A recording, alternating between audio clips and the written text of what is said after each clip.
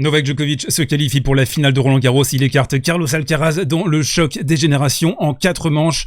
Les 2 dernières manches, pas forcément du tennis. On a vu dans le début de la 3e manche Carlos Alcaraz exploser physiquement avec des crampes. Et je voudrais commencer mon analyse par vous rappeler un match. Daniil Medvedev face à Novak Djokovic, US Open 2021. Daniil Medvedev est dans la 3e manche, il domine Novak dans ce match, Novak qui joue pour le Grand Chelem calendaire, et pour conclure cette rencontre, Medvedev va être pris de crampes. Et il va réussir plus ou moins à le cacher à Novak Djokovic, à terminer cette partie, mais il le sait à ce moment-là, si Novak revient, il y a un 4e set, et là tout peut se passer. Et en fait, ce qui s'est passé dans cette rencontre aujourd'hui, c'est que Carlos Alcaraz a été dévoré par la nervosité, dévoré par l'enjeu, dévoré par la pression.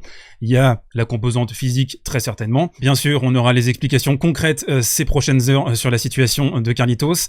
N'empêche que ce que exige Novak Djokovic de vous pour le battre en 3-7 gagnants, c'est monumental. Donc il faut donner du crédit à ceux qui ont réussi à le faire.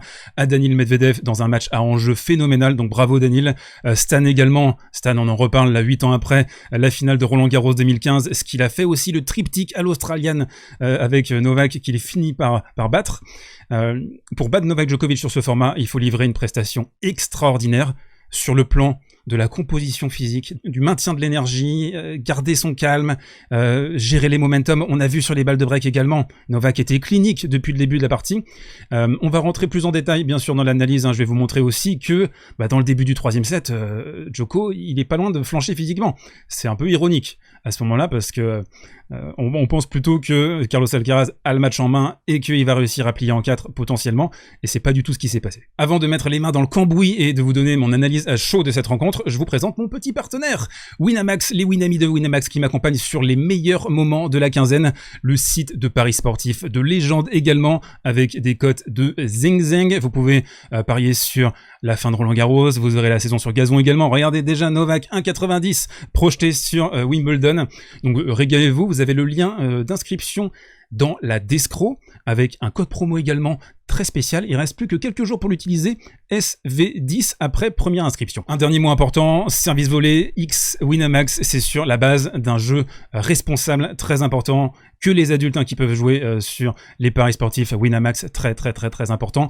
Ne pariez pas des sommes que vous n'avez pas, restez impérativement raisonnable. Alors on revient sur l'analyse de cette demi-finale qui avait un petit peu des allures de finale, avec d'abord un petit mot pour Carlos Alcaraz que j'ai trouvé un peu emprunté, un peu tendu. On va détailler ça d'ici quelques instants dans le coin tactique, je vais vous montrer des palettes essentielles pour bien comprendre ce qui s'est passé, mais tendu dans le début de la partie, il n'est pas vraiment totalement rentré dedans, et je pense que c'est cette nervosité qu'il a consumé, c'est vraiment son approche mentale de cette rencontre à son jeune âge qui lui a fait défaut. Il y a aussi un point intéressant pour vous par rapport à Novak Djokovic, pour ceux qui ont suivi la carrière de Novak à ses débuts.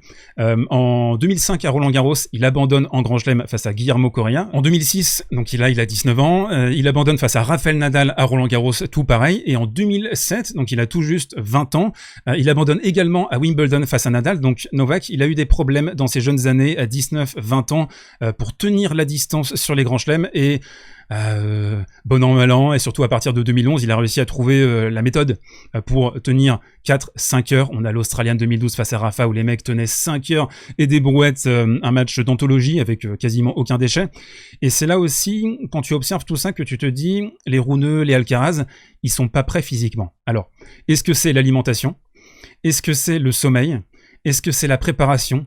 Est-ce que c'est les compléments entre guillemets? Novak, on sait qu'il a les méthodes de respiration avec Wim Hof, il va chercher un petit peu dans tout. Il y a eu la pause de toilette également dans ce match, il revient et il a une meilleure énergie. Donc je pense qu'il y a des éléments qui peuvent expliquer ça, mais il y a aussi quelque chose qu'on doit noter. C'est un gars de 36 ans qui a des kilomètres au compteur incroyables qui bat un gars de 20 ans au physique. Parce que là, il l'a battu au physique. Alors, c'est pas que la dimension physique, il y a aussi la gestion mentale, la nervosité, ce que Novak Djokovic te pousse à penser, à réfléchir, surtout quand il fait rebondir la balle 150 fois avant sa deuxième balle. Et la réalité, c'est que encore une fois, il a remporté la guerre des tranchées, il a remporté la guerre d'usure qu'il a installée lui-même, et ce, juste après 2 sets de jeu. Du coup, un mot pour Novak également. Alors, les books étaient en train de le placer largement outsider, je crois qu'il était à 2,75 aujourd'hui. Il a prouvé le contraire, il a prouvé l'inverse, il a commencé tambour battant, on va en parler d'ici quelques instants. Je pense qu'il a un peu remis l'église au centre du village, il a montré qui il était, il a aussi rappelé à quel point le format en 2 sets gagnants, ça n'a rien à voir avec les grands chelems, ça n'a rien à voir avec le format des 3 sets gagnants qui exige des ressources mentales décuplées. On a vu, Carlos, il a lutté, il a cravaché, il était tendu, il s'est un peu libéré sur la fin du deuxième, mais ça lui a coûté beaucoup d'énergie. Donc Novak, il a rappelé ça, il a rappelé que c'était un sport tout à fait différent. Je pense que peut-être qu'il avait également à cœur de montrer que, ok les gars, d'accord, très bien, vous me mettez outsider, eh ben, je vais vous montrer que j'en ai remporté 22, il m'en reste plus qu'un pour remporter un 23e sur les terres de Rafael Nadal, donc la symbolique est extrêmement forte, la motivation, elle était là. Allez, on rentre dans l'analyse spécifique de cette demi-finale. Si vous avez raté le début par exemple, si vous étiez à l'école ou au travail, je vais tout vous expliquer ce qui s'est passé aujourd'hui. D'abord, 2 joueurs qui ont essayé tout de suite de prendre l'ascendant derrière la deuxième frappe. C'était l'idée principale, prendre les commandes, et Novak qui avait en gros 2 idées. La première, agresser, asphyxier Carlos Alcaraz. Ici, service volé sur deuxième balle, et on dépose la petite volée détendue. Et quand on est un petit peu plus en difficulté, on tank, on tamise, on casse le rythme. Mais ça, ce rythme, ça va arriver un petit peu plus tard dans la première manche. D'abord, quelque chose que je voulais vous pointer absolument, c'est la gestion des amortis. Et ici, par exemple, pourquoi, à votre avis, Carlos Alcaraz la met dans le couloir? Parce que c'est l'aura de Novak Djokovic en face. Parce qu'il sait qu'il doit toucher le coup parfait pour réussir à remporter le point.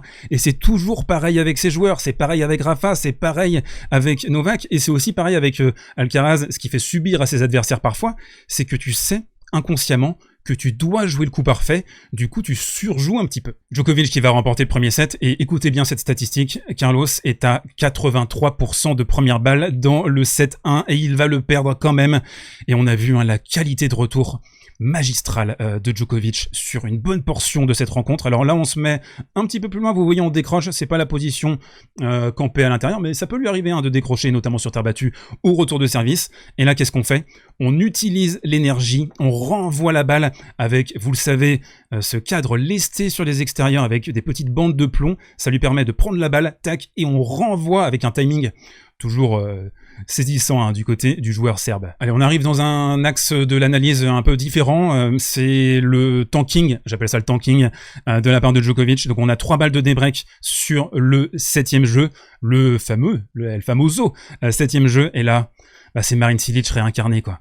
15, 20, 22 rebonds sur la deuxième balle, beaucoup aussi sur la première, et en fait cette manière un petit peu comme une sneak attack by Roger, vous savez, une attaque comme ça, paf, tout d'un coup, blitzkrieg, donc on fait rebondir, on casse le rythme, c'est lancinant, le gars il a toute sa vie qui défile, quoi, surtout qu'Aurélie Tourte elle a attendu parfois 10-12 secondes avant de déclencher le chrono, donc t'es là, t'es en train de penser à ce que tu vas manger demain midi, peut-être une petite salade César, enfin t'es complètement en train de te consumer, et c'est ça le truc, c'est la guerre des nerfs.